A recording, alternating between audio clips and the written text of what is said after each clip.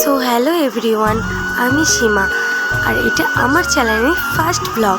অনেক দিন ধরেই ভাবছিলাম যে ব্লগ ভিডিও বানাবো, কিন্তু সময় ফাইনালি আজকের কিন্তু আমি ব্লগ বানালাম।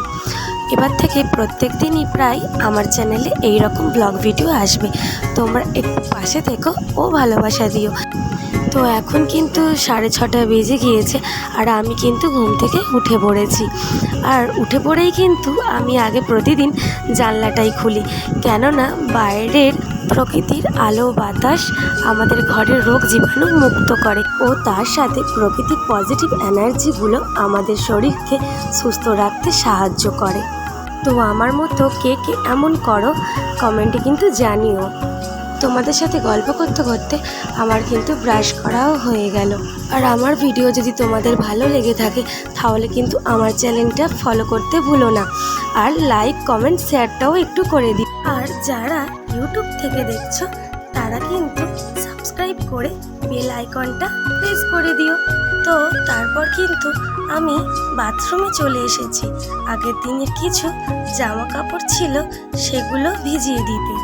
আর এটা করলে না, আমি যখন জামা কাপড়গুলো কাচবো তখন কিন্তু সহজেই পরিষ্কার হয়ে যায়। তোমাদের সাথে কথা বলতে বলতে কিন্তু আমি আমার ঘরটাকেও পরিষ্কার করে নিচ্ছি। আর ওইদিকে দেখো, আমার মেয়ে এখনো কিন্তু ঘুম থেকে ওঠেনি, কারণ ওর শরীরটা আজ একটু খারাপ, তাই কিন্তু মেয়েকে স্কুলেও পাঠাইনি আমি।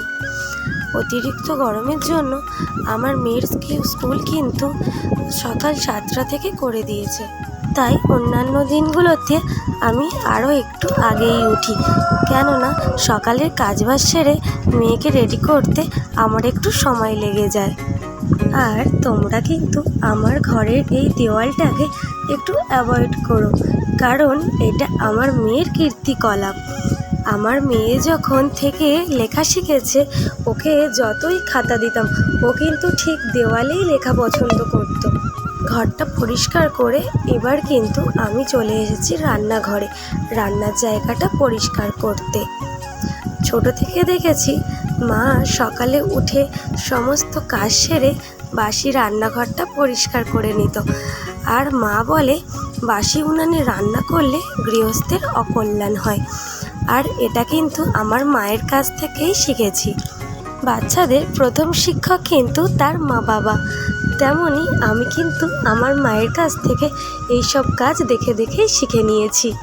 হয়তো মায়ের মতন ততটা হয় না, কিন্তু চেষ্টা করি মায়ের মতন করে করার। আর এখন কিন্তু ঘড়ির কাঁটায় 8টার মতো বেজে গিয়েছে।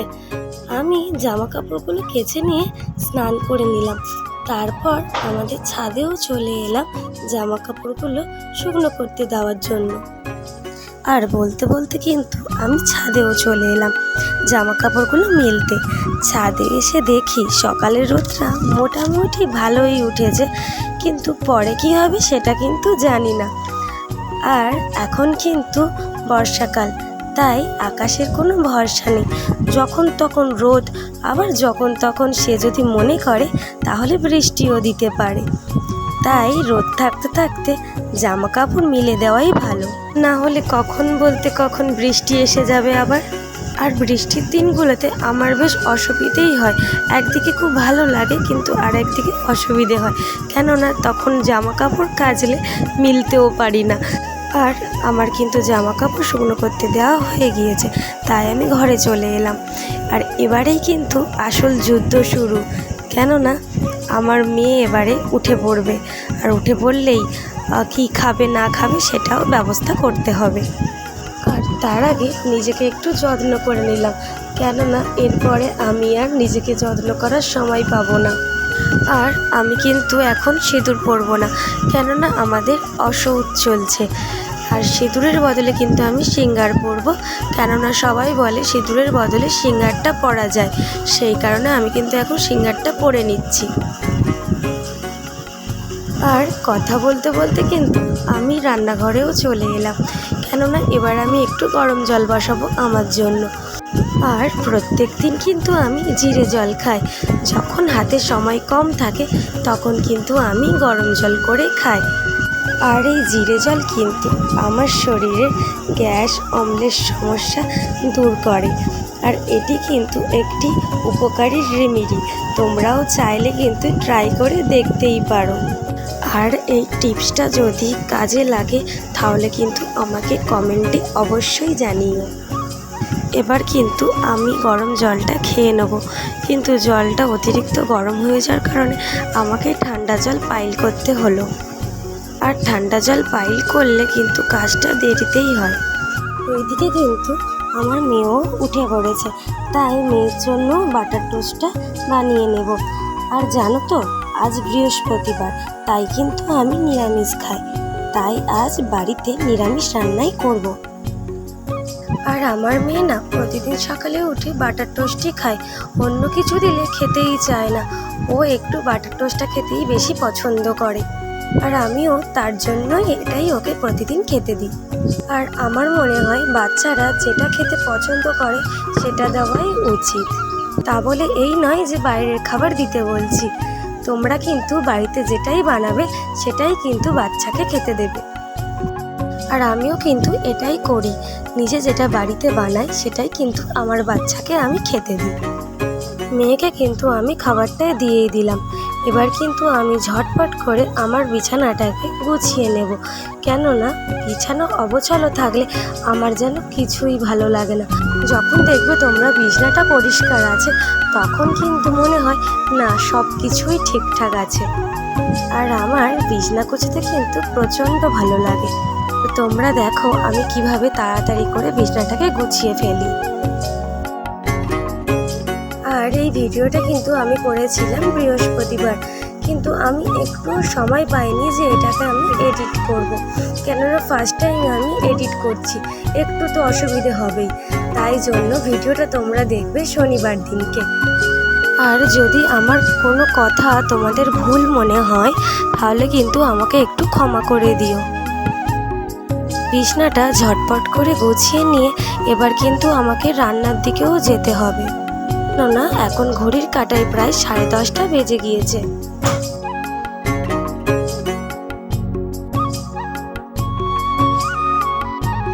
তো ফাইনালি আমার বিছানাটা কিন্তু গোছানো কমপ্লিট হয়ে গেছে, তোমরা দেখতেই পাচ্ছ। এবারে আমি চলে এলাম রান্নাঘরে।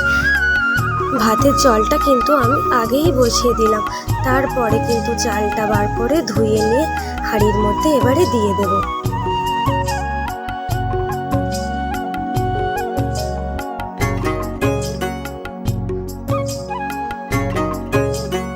আর আমরা কিন্তু সনাতন ধর্মে ভাতের হাঁড়ি উড়ানে বসানোর পর এইরকমভাবে প্রণাম করি, কেননা সবাই বলে ভাতের হাঁড়ির মধ্যেই লক্ষ্মী বাস করে। আর এই দিকে দেখো আগে থেকে মুগের ডাল সিদ্ধ করে রেখেছিলাম, সেটাকে সাঁতল দিয়ে দিলাম। আর ওই কুমড়োগুলো যেগুলো আমি কেটে রেখেছি সেগুলো কিন্তু বেগুনি করব। যখন আমি বেগুনিগুলো ভাজছিলাম তখন কিন্তু আমার ভিডিও করতে আর মনে ছিল না, তাই তোমাদেরকে আর ওই ভিডিওটি দেখানো হয়নি। আজকের মেনুতে বেশি কিছু করিনি, শাক ভাজা, মুগের ডাল আর কুমড়ো ভাজা দিয়ে আমরা কিন্তু ভাত খেয়ে নিলাম। আমি আর আমার বর কিন্তু আগেই ভাত খেয়ে নিচ্ছি। আমার মেয়ে গেছিল আমার শাশুড়ির ঘরে, তাই কিন্তু আমরা ভাত খেয়ে নিয়ে এবারে আমার মেয়েকে ভাত খাওয়াবো। আর এর মধ্যেই দেখো আমার মেয়ে চলে এলো, আস্তে ওকেও কিন্তু আমি ভাত খাইয়ে দিচ্ছি। আর আমার মেয়ে কিন্তু ক্যামেরা দেখলেই এইরকম নাচ করতে শুরু করে দেয়। আমার মেয়ে ক্যামেরার সামনে আসতে কিন্তু প্রচুরই ভালোবাসে, আর ও এটা কিন্তু খুব ভালো এনজয় করেই কাটায়। মেয়েকে খাইয়ে নিয়েই কিন্তু আমি চলে এলাম রান্নাঘরে খাওয়া বাসনগুলো মেজে নিতে। আর আমি কিন্তু প্রতিদিন খাওয়ার পরে রান্নাঘরটাকে পরিষ্কার করে নিই, গ্যাস ওভেন ভালোভাবে ধুয়ে নিই, কেননা এটু ফেলে রাখতে আমার একদমই ভালো লাগে না। আমার মনে হয় খাওয়া দাওয়ার পরে সব কিছু এইরকমভাবে পরিষ্কার করে নেওয়াই কিন্তু উচিত। আমি কিন্তু প্রতিদিনই বাসনগুলো মেজে নেওয়ার পরেই বেসিনটাকেও ভালোভাবে মেজে নিই।